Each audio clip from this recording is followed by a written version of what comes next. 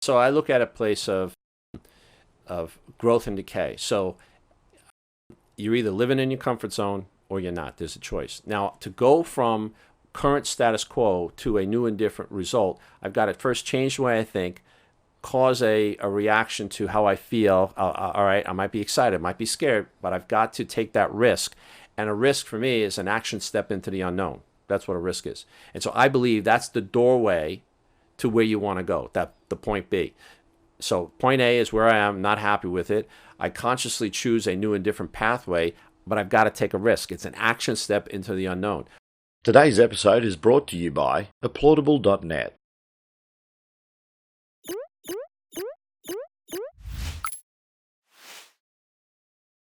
G'day everyone, Craig from People with a Passion, and today's guest is Tom Haupt, who's an international speaker and a best-selling author. He's travelled to over 161 cities across 4 continents, delivering training in mentorship to people of all walks of life, from families to employees to CEOs to multi-millionaires.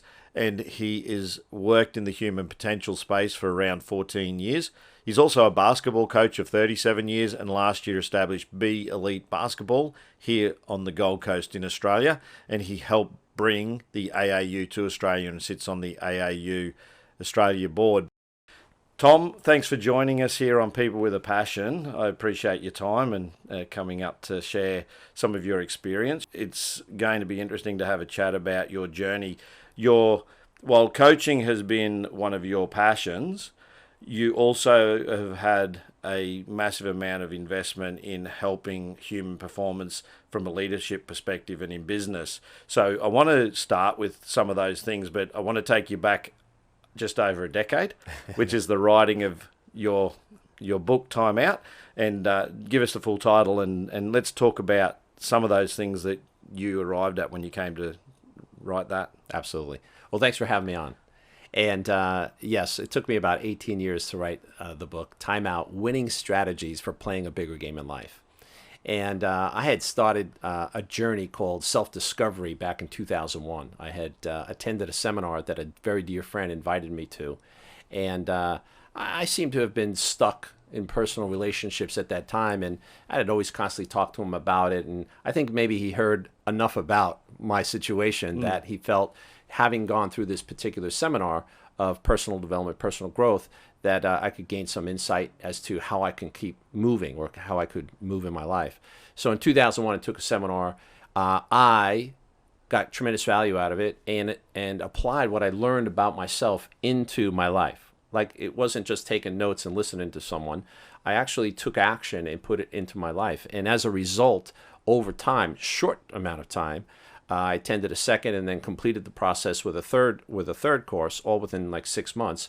I really started noticing exponential growth in my life, right? Truly applicable success in my personal and professional life, especially in my professional life. Yeah. So went back into the arena as a volunteer, and as a result, got more engaged. And after about 3 years, I thought to myself, I'd truly like to throw myself into that arena. Which I did, and in 2005 became a certified international trainer facilitator for self-awareness small group trainings. Yeah, so you worked with a number of companies over the years. You've done keynote speaking, and your main focus has been in helping organizations develop good cultures and accountability and some of those things. Let's talk about one of the themes of that book that you wrote in 2009, which was the 8 most common limiting beliefs that we have as individuals. Do you want to speak to a couple of those and this concept that we actually limit ourselves? Sure. I mean, after a number of years of actually engaging with people from all around the world, I've traveled to 4 different continents and 150 plus cities.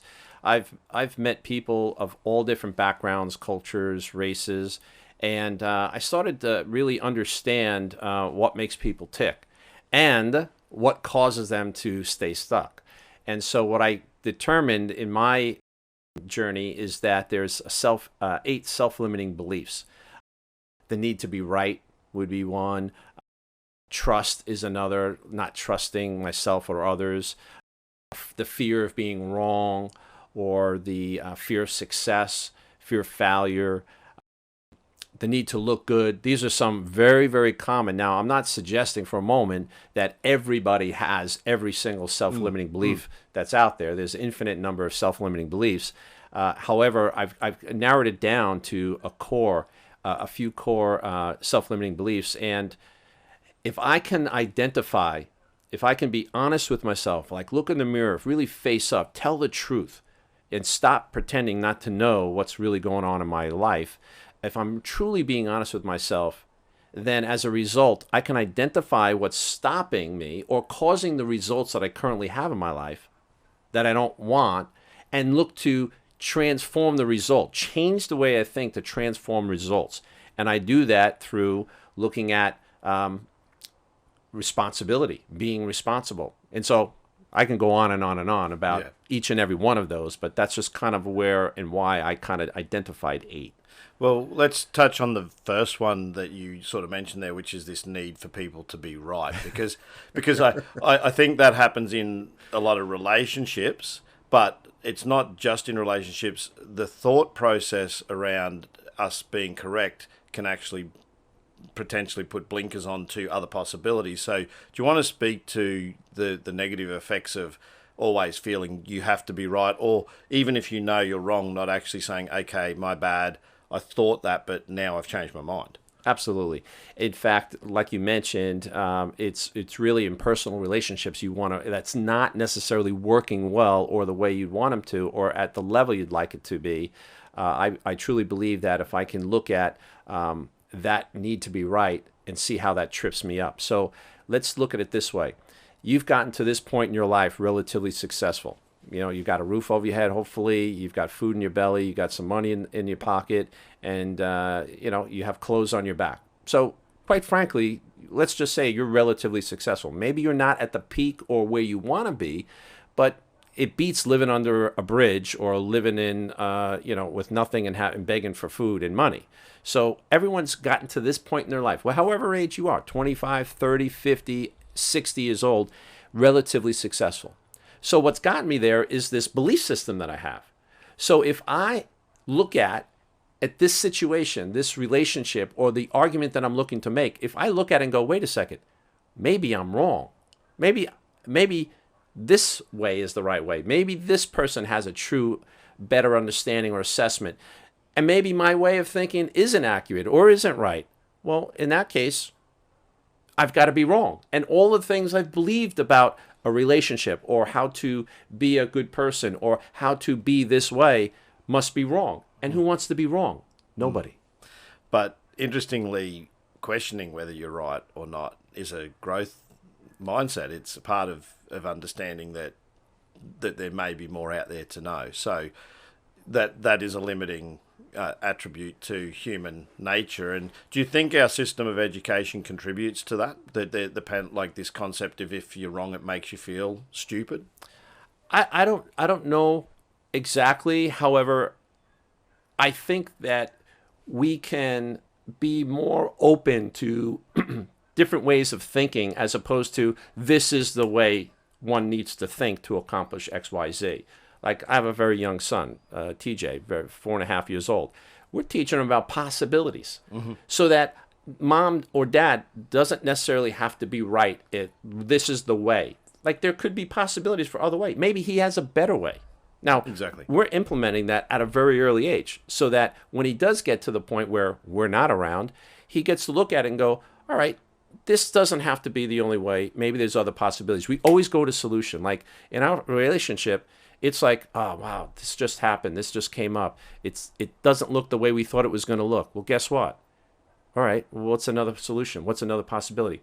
And not a lot of people think like that. So that at that moment, we got to let go of the way we think it's going to be or our way of righteousness. Now, there's a righteousness is the need to be right. It's not doing the right thing. Like you and I, you look at your moral values and standards in life and say, morally, ethically, this is the right thing to do. You know, you see somebody being in harm's way, you interfere or intercede because it's the right thing to do. I'm not talking about that. I'm talking about when you're arguing to a point where you can't see anyone else's point of view, whether it's in business, and that's just because I want to be right about what I think. Because if I let go of that, then I've got to admit to myself that what I believe about this particular thing has got to be wrong, and I don't want to do that.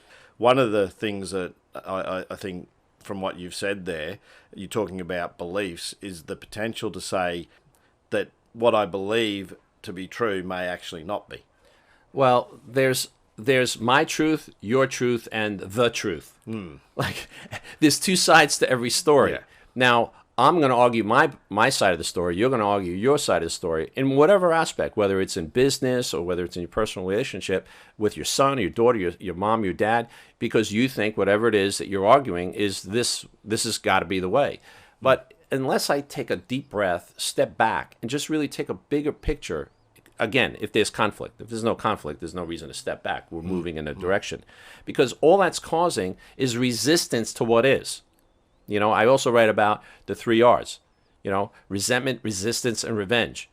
And if I catch myself in resentment, like getting angry, upset because of what you're doing or saying, then if I catch myself in that space, then I can get to move through that and find solution. If I don't catch myself because I'm an automatic pilot, then I fall right into resistance. And now there's a divide, and now I'm not paying attention, and now I'm being disrespectful, and then I move down into resentment. And resentment doesn't have to be overt. It could be very subtle. It could be talking behind your back, talking to your boss about this guy. He's not doing his job or her job. It could be very, very subtle. Gossip. It could be pointing blame or not doing something that you need to have me do to get your job done, but it just, I'll get it to you next week. So a lot of different forms of revenge take place in our personal lives on a daily basis. And it just interferes. And so in the seminars that I work with people over 5 days, I work with people on every aspect of their life. But the common denominator in every aspect of their life is them. Yeah. So if there's something that isn't working, and only they can define that, because I'm not going to judge whether something's working or not in their life. They've got to do that. But if they're being honest and they're facing up, they're telling the truth, then we got some place to go. Then there's going to be movement if they're willing to look in the mirror and say, yes, this isn't working. How do I get unstuck and create a new and different result? How do I transform the results of my life? That's what I'm about. Personally, professionally, in basketball, every aspect of my life. And I ask people in your personal life, where in your personal life is the need to be right showing up? And so give me some examples. And so I asked them to go through the process and kind of really think through, wow, with this person, well, not in that situation. And so each self-limiting belief offers you the opportunity to examine, do I have trust issues? Do I have trust issues with my son? Do I have trust issues with my mother, with my boss? Do I not trust myself? Because if I don't trust myself, how am I going to trust other people? It's like, and so it's just a constant examination process as to, is this the one or two or three that could be causing me not to have what I say I truly want? Because what you want and what you're committed to are two different things. People want a lot of things. I want a lot of success. I want business. I want this. I want that. But they're more committed to the actual current result that they have. Yeah. So basically you're saying that situations change, so therefore the limiting beliefs in a situation may actually impact how you deal with that situation. So in some situations, you might trust someone or trust something, so that's not a factor. But then in another environment or situation, you may actually not trust that person or that situation. Absolutely. So in other words, maybe in business I have a lot of great success. Maybe because I have a male boss, and so I have this great relationship and great success, and I keep moving up the ladder. But then I'm single. I date different people, different females. It doesn't work out. One failure after another after another. Because when I was young, I had a girlfriend who cheated on me, and so thus I cannot trust women. But in business, I have a male boss, let's say, and I keep moving up through my successes. And so although I have trust over here, it's not necessarily working for me over here. Sure. So those limiting beliefs one aspect of your book. What are some of the other? And you mentioned the 3 Rs. What are other things you present that were in the book that you also do as part of your Trainings. Trainings, yeah. Yeah, victim responsible. Like, whether we want to admit it or not, we're walking victims. And so that trips people up a lot in every aspect, and especially when they say, I want to move forward in my life, but in reality, it's his fault or her, this is the reason, or it's the economy. And after people attend these seminars, I tell them on Sunday when they leave, I said, here's what I'm going to tell you. It's going to be deafening tomorrow when you go back to the office on Monday. It's going to be deafening at how much people are being victims. And it's just really easy to be a victim. Yeah, as soon as you look to blame or go or accuse or fault or, well, it's not me, or you're a total victim to something. Yeah. And I'm not talking about, if you're in a bushfire and you've been victimized from the fire. I'm not talking about that. I'm talking about how, the reason why I'm in this situation is because of someone else, or some other situation, or because I got fired, it was because of this, or because of it's just victim, right? Now, what do you get? Because in order to change, you want to look at what's price benefit. Like, people are victims because there's benefits, but then there's prices. They don't look at that though. They just see the benefit. I get attention, I get sympathy, I get to look good, I get to be right, and so there's a lot of victim from the place of I get a lot of benefits out of it. But when you start looking at the prices, what are the prices you're paying? They're astronomical. It just takes time, and people don't like to look in the mirror and go, wow, I have a lousy relationship. My health isn't where it needs to be. I'm unhappy. I'm sad. I have lack of confidence. I doubt myself constantly. I don't trust people. Those are big prices. My health suffers. My self-worth, my self-respect. It's like you can go on and on and on.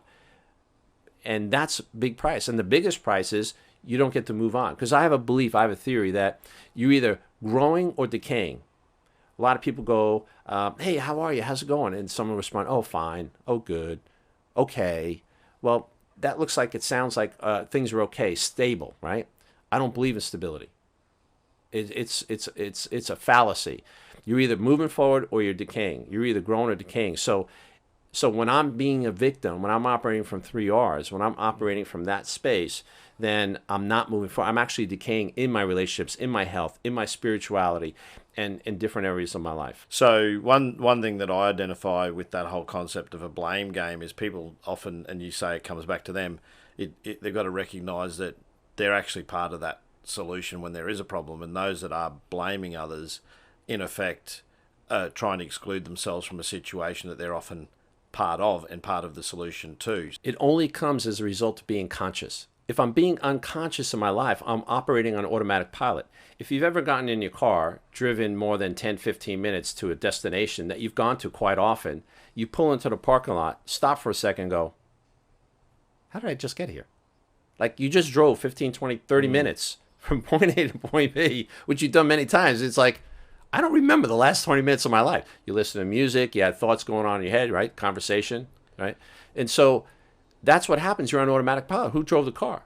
Well, I'm going to suggest we do that in a lot of areas of our life, a heck of a lot more than you realize.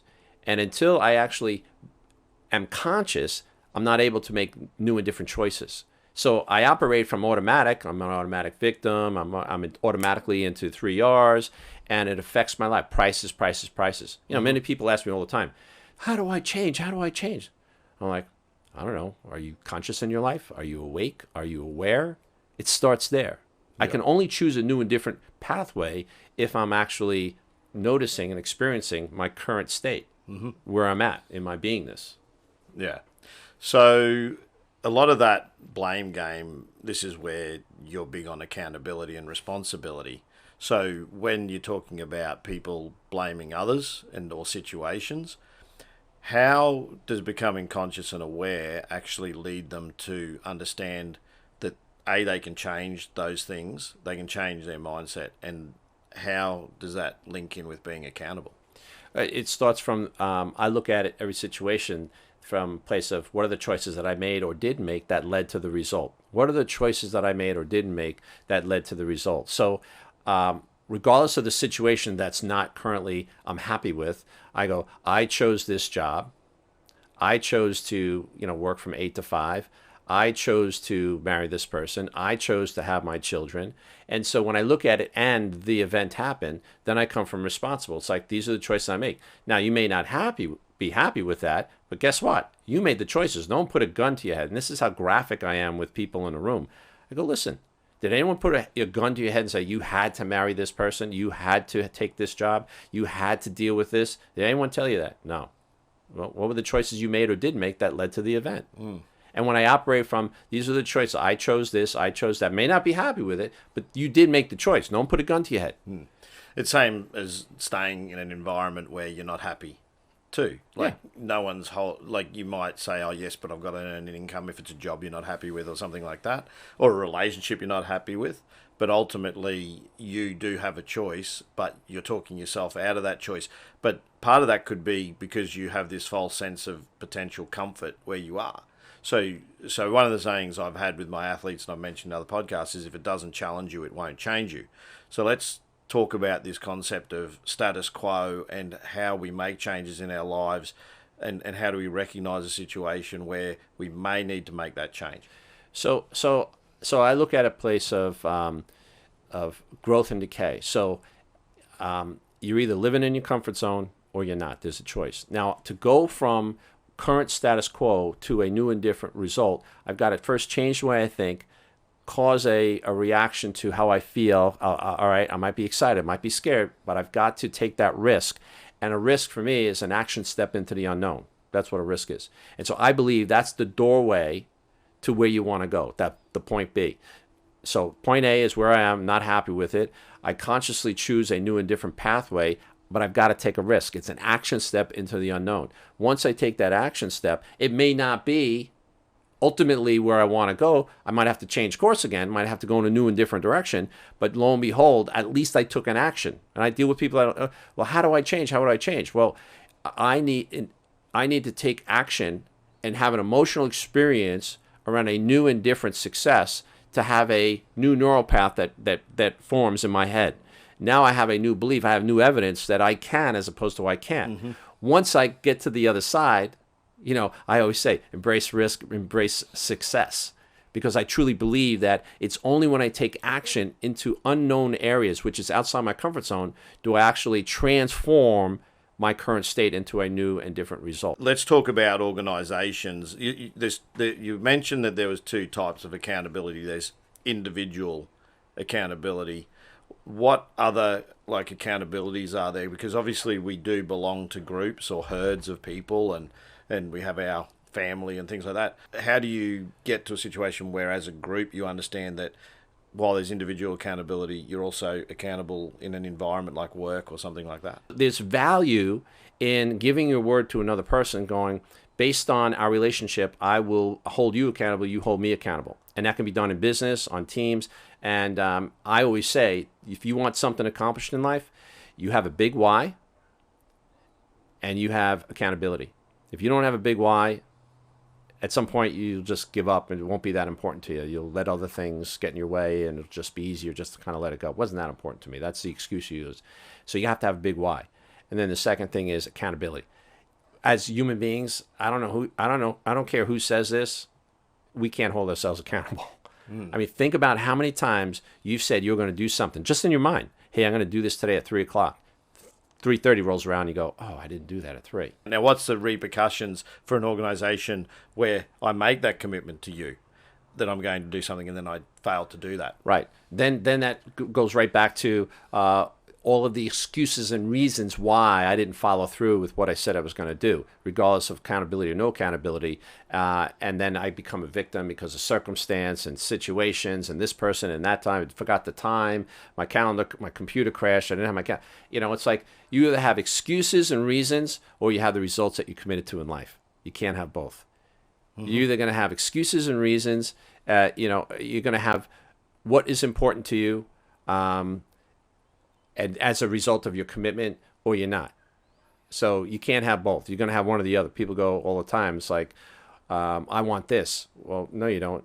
Yeah, I do. Well, you said how long you want it? I want it for 2 years. I wanted this. Do you have it? No. What do you got? I got this. Yeah, that's what you're more committed to. See, the truth don't lie. You can interpret it the way you want. That's why I said it's your truth, my truth, and the truth. Yeah, exactly. And the truth is what is. What are the results? What is? So, so hopefully that answers your question. So one of the sayings that I have is perspective is the foundation to all, and I put it in brackets, your truth. So that for me is what you're saying is your perspective derives what's true for you and what you believe. In a business environment, do you have any examples of how organizations can hold each other to account to measure? Absolutely. I mean, I consult all the time, and I tell them, what's the objectives, what's the goal of this department, this meeting, this project, and then what's each individual's responsibility, and to put it right out there and either have an ethos. It could be an ethos, it could be a commitment statement, it could be a mission statement, but something where you could refer back to when things go off track, so to speak. So what keeps you on track is that ethos. What are we all committed to? What is the end goal? What is the end game we're looking for? Put it in writing, because then it's not he said this, or she's supposed to be doing that, or he's supposed to be doing this. Yeah, it might take a while, but I've seen more time being wasted in meetings just by, discussing things as actually putting something down on paper. Because if you put it on paper, then that's going to hold me accountable. But you know what? That's being responsible to myself, to the department, to the company, and I create a culture from that. So what is the culture we want? So you start there and you work backwards. So that's how I work with my own family, and that's how I work with other people, is from a place, or companies, from a place of what is it ultimately that you want to accomplish, and then work back from that, and how are we going to accomplish that? And then put it in writing, put it down on paper. And then from that space, that if people move off the tracks, you can always refer back to it. You've mentioned a lot of things about that you're doing these trainings and things like that. So how do you come to be recruited as a presenter of the training courses, and what's your process to help deliver this? Because while we're talking about these things that are in your book and also in your trainings, right, my understanding is your training's pretty hands-on. It's not you standing in front of people and actually saying these are the 5 things. Very experiential. So I just got involved through attending the seminars and then giving back. And as I was giving back as a volunteer, I started realizing that I had this real passion for it. Like I really had passion for supporting people in their lives, not telling people what to do, not giving them advice, but supporting them and figuring out for themselves how could they take their life on and move to another level. So there came to a point where I just, I had a full-time life insurance and investment practice, 17 years, very successful, built it up, and, that was my day job. Yeah. But I just realized that it wasn't fulfilling. And a lot of people look for their purpose. What's my purpose? What's my person? And instead of looking out there, find it inside. So I stopped looking for what my purpose was. I knew it wasn't just to sell life insurance or investments. So, but by supporting people in their lives and really seeing this growth and this transformation take place, whether it's short or long periods of time, I just realized that I wanted to be more involved. And so through people recognize in the industry, people recognize this guy really gives his heart and his soul to other people. And so that I was asked, hey, would you like to be in the training program, which was, once every 5 years, they put 25 people through and they chose 3 in 5-year period. And so I was blessed. And so as a result, I just took this on and started the training process, which took 2 weekends a month for a year and a half before I got my own class on my own. So I was coached by 5 different people over a year and a half. Yeah. A big commitment. And then contract myself to various, there's about maybe, I'd say, outside of China, which I go to, but outside of China, there's probably 50 in the whole world that do this type of work, 50 companies. Yeah. And so not everyone is trained to do this type of work. So what I do is I engage with people through a process. We throw out some ideas and strategies and thoughts and different ways of thinking for people to kind of reflect on their lives, and then they share where they're currently stuck, where they're not really fulfilled, or really why they have lack of confidence or self-doubt. And we start to examine through a series of questions that I ask them. Well, what about this? Or what about that? Everyone's got a gift. That's the premise. Everyone's got a gift. And, we all think we're very, very different in life, because we look different. We have different clothes, different color skin, come from different ethnic backgrounds. But quite frankly, if you look at it, we're no different, because I say to people all the time, do you want a healthier lifestyle? Do you want a better life for your children? Do you want, do you want to eat healthier, feel healthier? Do you want to have more money in your pocket? Do you want to be able to give more to charities? And everyone says yes, yes, yes, yes, yes to all of that. No one ever says no, no, no. And I ask those questions all around the world, and I get the same responses. So I said, guess what? You're no different than the person sitting next to you. But here's what I know, that you are unique. And it's in your uniqueness, okay? It's in the gifts that you have that creates the uniqueness of who you are. You have gifts that I don't have. That's what's unique about you. But you and I are no different. And I say that all the time to get people to realize that when you see other people on the street, how could I feel like that person's different if they might have gifts that could help me in my life? So I have no book or agenda when you stand up with a microphone going, hey, my relationships with my dad, my relationship with my wife, my relationship with my kid, or I keep getting tripped up, or 5, 6, 7 years go by, I keep getting passed over for that job promotion, and I can't figure it out, or I'm unfulfilled or unhappy. I go, all right, let's start looking at that. And so I'm basically a mirror with words. Words come out of my mouth. And I just ask a series of questions in and around where people are at and where they want to go. And they start to discover for themselves why they are in this situation, how they feel this way, and how maybe they can move forward. What's the sort of feedback and life-changing experiences you've had from people who have done your training? Is it too many to mention, or are there any that stand out, any stories? Yeah, I mean, I could tell you stories about how a husband and wife were in a room in Florida, and a woman stands up and talks about how she doesn't feel she's worthy enough to be a mom. And so, she doesn't ever want to have children, and her husband's bawling, going, but I do, and they've been married, and I don't want to leave this woman. And she's like, but I don't feel like I'd ever be a great mom. And, that was 12 years ago, and I've been to their house in Florida as a guest, and he's a dear friend, and they're friends, and they have a beautiful 6-year-old daughter. Yeah. Because they've taken that on, that belief, that self-limiting belief, I don't think I'm going to be a good mom, and so that's why I don't want to have children. And I've seen them through this process of supporting them, of transforming that belief to, well, maybe I can. And so as I come to a place of maybe I can, then all of a sudden I am, and then I have that child, and she's spectacular, and the daughter's great, and so I have those kinds of. That's an amazing story, given that, in effect, you've actually helped bring a child into being by helping that individual overcome that barrier. Yeah, that fear. I could tell you untold stories. I've had in Christchurch, New Zealand, I've had a husband, a wife, and a daughter in the room, and he was in resistance just shut down, and the wife's in there saying that our relationship's really not the best, and the daughter's in there listening, teenage daughter's listening to this, and so he's just in resistance. But on Sunday night, when we're all leaving, and we're in this magical moment where we're in a circle, and we're basically, it's the last thing before we walk out the door after 4 or 5 days, he looks over and he says, I got it. Mm-hmm. I get it. I got it now. Yeah. And he's kept in touch with me, and he said his relationship has gone from like a 2 to like a 20, if there's such a thing, on a scale from 0 to 10. I've had a husband and wife, after an exercise in Utah, they had an exercise we do on Sunday morning, and he stands up afterwards and he goes, I'm 65 years old. I've been married, like 45 years.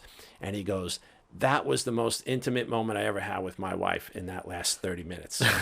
And it's like you get chills, Yes. And I see faces. I don't remember many names, and I've created a lot of friendships, and I have friends all over the world that, if I needed something, they'd be there for me, because Yeah. I was there for them through this process where they were stuck in their life. They were unhappy with their life. They were struggling with finances. They would start business and fail, start business and fail, start business and fails. And then now they've got 30 employees. They're doing X number of $1 million a year.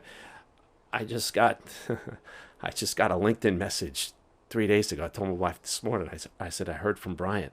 I haven't heard from him in years. And I've sent him and kept in touch with him. I've stayed at his house. I know his 2 boys. And he said, Tom, I've gone through some struggles and I've been hiding out the last 2 years. But he goes, I just reflected back on our relationship and what we've done together and how you supported me on life. And he goes, I just want to tell you I love you.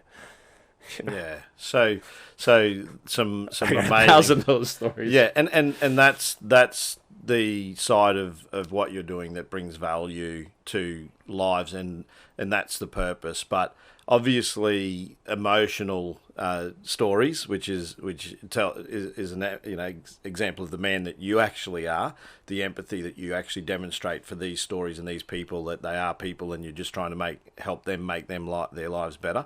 So a lot of this raw emotion that you have around the people you've helped, and you've indicated that you've got a lot more stories that you could share that are private, but this, you said you were looking for purpose external to yourself. This has given you purpose, but you've had your own life experiences too that drew you in 2001 to self-assess.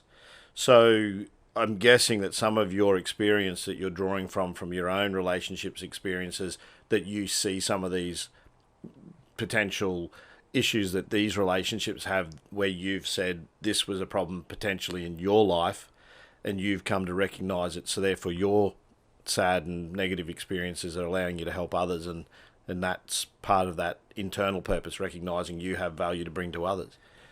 Yeah, I mean, when I first started in the industry, as far as the trainer's concerned, I will admit that it came from ego. Like, I felt like, oh, this really important person. But over the years, you get to hear the struggles people have. And when I'm able to support them, like, I don't give a single answer to anybody because I don't have the answers. I'm still searching for the answers in my life. But it's basically just a reflection of where they're at, and just allow them a safe space for them to be open and honest with themselves, that it just is enough to get them unhooked. Just enough to get them unhooked to move to take another step in whatever direction. And with love and empathy, you just say, look, I may not see you after this Sunday ever again your entire life. However, know there's people in your life that will support you. There's people in this room that will support you. There's people that you may not even be, you might be ignoring, that would love to support you. Just got to ask, because everyone wants to do it on their own. They think, there's a reason why there's billions of people on this planet, and they're probably not the reason for being alone, but there's plenty of people out there. If you just ask for support, they'll support you. Yeah. You just tell them what the kind of support you'll need. So I just think that people in general, are afraid to share what truly is going on in their heart. And as you can tell, although I did come from that ego place, it's bigger than me. It's bigger than me. Experiencing people with a self of, now I feel like there's hope, there's possibilities, and I'm not saying every person that goes through a seminar is every aspect of their life is crumbling. I'm not. I've had multi-millionaires in the room, multi-millionaires. They know how to make money. They know business. There's no doubt. But they've got their 4th or 5th wife. Their kids won't talk to them. It's like, all right, their relationships are suffering, or something's going on there. I've had people that have, strong spiritual faith. Faith in God, faith in their life, strong priests, ministers, various different people in that faith realm, and they struggle with money, and they have a hard time with finances. I've got people that truly have magnificent relationships, like have truly beautiful relationships, and are heartfelt and really connect with people. And on the other hand, their health is terrible. They don't eat right. They don't exercise. They can't see themselves as a healthy spirit. So it doesn't mean that every aspect of your life is not working. It's just What area of your life do you want to improve on? What do you want to enhance on? And then let's focus on that so we can move, because your other areas are doing great. We don't have to discuss that. I did want to make a thought came up when you did mention about people in front of me. I got to tell you, when I fly home on those Mondays, and sometimes I fly home and it takes literally 16 hours. Like I'll go to Shanghai and it takes 2.5 hours to get to Hong Kong. There's an hour layover and there's another 9 hours, and it takes another hour and a half to get home, and it took an hour and a half to get to the airport. It's a long day. So I have a lot of time to reflect. Yeah. I put my headset on. I don't speak to anybody unless I have to say hello or goodbye, because I don't want to hear my own voice. So I listen to it for 5 days. Yeah, sure. But in reflection, I purge a lot of the emotion that's experienced in the room. I've got to purge it so I don't bring it home with me. And then also I do a lot of self-reflection on my relationships. Where can I be a better person? Where can I be a better husband? Where can I be a better dad? I do a lot of self-reflection because I don't want to be in that situation ever again where I'm in a training room going, hey, this isn't working. Like, if I'm going to be true and authentic and honest, then I've got to be practicing what we talk about. I'm not perfect. I'm certainly not perfect, but I'm aware and I'm conscious. And I get to see where I'm being victim. And I go, oh, is this working right now? I get to see where I'm trying to be self-righteous with my kid. I get to look at that. Believe me, I'm one of the few people that actually knows when I'm being a victim. So, yeah, because you've got the tools to assess, what the awareness. The awareness, yeah. Whereas if you're not aware, and that's that's where it starts, isn't it? With self-awareness, and that losing that victim mentality, and which also makes you put yourself in a more objective point of view or perspective to actually step back and take a look at a situation. How important is it to look from another person's perspective and step in other people's shoes, particularly when you're talking about environments, like you say, where people are having problems with, say, a relationship? It could be any relationship, not necessarily marriage or whatever. Is that part of a process too of actually trying to step in the mindset or the shoes of potentially the other person, or is that just an impossibility? I'm not quite sure about that, because I don't think I can ever honestly know what someone else is thinking, or I can honestly know how they're feeling, even if I've had a similar experience. Like I've been divorced. So, and let's just say you've been divorced. I don't know if it's fair for me to say to you, well, I know how you feel because I've gone through it. It could be two totally different circumstances. So how could I possibly ever say to you, oh, yeah, I know how you feel? It's BS, because you might have a whole different situation around your divorce. Sure. I wouldn't know, So, but what I do is I look at it from what's my part in this? What's my responsibility in this? I challenge people's thinking. Believe me, I challenge people's thinking in the room. And something I'll do is I'll say, and this will blow their mind most of the time, I'll say, how many people does it take to have a number 10 committed relationship? How many people does it take to have a number 10 committed relationship? 10 being spectacular. That's like the highest you can have, right? And people go, two. I'll go, anyone else? And there'll always be somebody, one? I'll go, and they'll go, one? With a question mark. I go, yeah, why? And they won't be able to figure out. And I say one because if I'm more committed than the other person in having a number 10, then I'll win, because whoever's more committed wins. Like, commitment means doing whatever it takes ethically, morally, and legally to get the job done. Now, that's my definition in my book. Commitment is huge for me. Commitment is really big with me. Without the commitment, not much is going to work. Like, you're either committed or you're not. You can't be a little bit pregnant. You're either committed or not. You can't be a little bit pregnant. So people go, well, I kind of like, no. You're either committed or you're not. And how do I know? Based on your results. Not by my judgment. You tell me what number your relationship is, and I'll tell you that's what you're committed to. How do I know? Because that's what you just told me. That's what your number is. Yeah, it's a good analogy and a good example of how to measure something. Yeah. Not just relationships. You could almost say, what's your level of commitment to this? And if they give you a lesser number, then that's all they're going to achieve. I'll give you achieved. I'll give you a great quote from a tremendous man who walked the talk. Wasn't perfect, but he walked the talk, and unfortunately died way too soon. His name is Brian Clemmer. He's one of the very first men that I worked for his company. Brilliant man. And he would say often, the only fair way to gauge a man or woman is by results. Often harsh, always fair. The only fair way to gauge a man or woman is by results. often harsh, always fair. 100%. It's a very Is that great? Quote. It is a great quote. I mean, because that's got everything you're talking about there. It's got the accountability, non-victim mentality. It's got the concept of rating yourself and things like that. All right, so I think we've covered pretty much everything today. Yeah, so, pretty much. So I want to thank you for your time, Tom, and I hope that we get to catch up down the track. We'll do it again, in a few months. What organisations provide your services? Yeah. So right now I'm contracted with companies that are based out of Taipei, China. The closest would be, I'm pretty sure, is Malaysia. And so there's, just to kind of read up on the information, Milestone Trainings out of Malaysia is a company that so there's information there about what I do, what we do. There's Asia Works. There's Benchmark Training. So those are the three that are in the southeastern. I actually worked with Brian Clemmer down in Australia, and I used to come down like every 3 months to do the trainings down here. However, we haven't done a training down here in about 6 years, so it doesn't exist any longer in Australia. And there's really no other company that does exactly what we do in the format that we do it.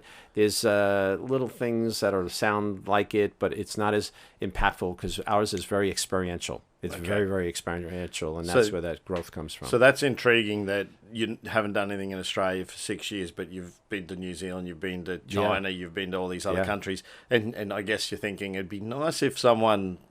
I get asked that all the time. Someone in Australia actually put something together. I mean, those companies, I would highly recommend them if they want to send me an email and to ask any questions. Where do they email you? Where would they send you an email? They can send me an email at tomhaupt@hotmail.com. So it's TOMHAUPT@hotmail.com. You're more than welcome to send me emails in regards to inquiries and things of that nature. My book is hardcover and also Kindle. It's on Amazon. It's been on there for years. If you read it and you love it and you enjoy it, please leave a review. I've got quite a few reviews from people from all over the world. Anyone that's done a seminar of mine, they read the book and they hear my voice as they're reading it. That's a little trippy. I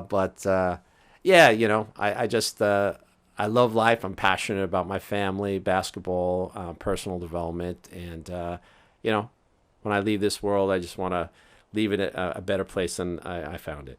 Okay, that's awesome. I'll make sure that I put links into the description and that people can click on those links to find more information about you. So thanks very much for your time and joining us here on People with a Passion. It's been great. Good. Thanks, mate. You bet. I hope you liked this episode. If you did, please give it a thumbs up and feel free to comment. If you haven't yet subscribed, hit the subscribe button and the notification bell to be advised of new interviews when they're uploaded. I hope you join us again sometime. Catch you later.